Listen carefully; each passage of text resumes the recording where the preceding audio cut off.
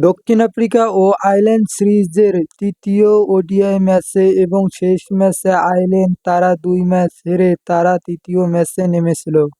Whitewash এড়াতে Ireland toss জিতে bat করার সিদ্ধান্ত নিয়েছিল।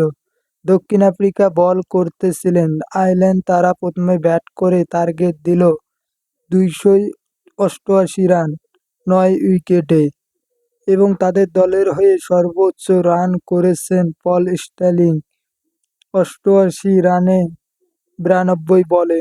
এবং জবাবে দক্ষিণ আফ্রিকা ভালো করতে পারেনি। ১০ উইকেট হারিয়ে তারা ২১৫ রান করে এবং তারা তৃতীয় ওয়ানডে ম্যাচটি হেরে যায়।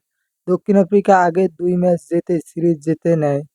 পরে তৃতীয় ম্যাচটি আয়ারল্যান্ড জয়লাভ করে এবং তারা হোয়াইটওয়াশের লজ্জা থেকে বাদ পড়ে এবং আগের টি-২০ সিরিজে ১-১ ব্যবধানে সিরিজটি ড্র করে এবং আয়ারল্যান্ড নিয়মিত বড় বড় দলের সঙ্গে ভালো খেলতেছেন।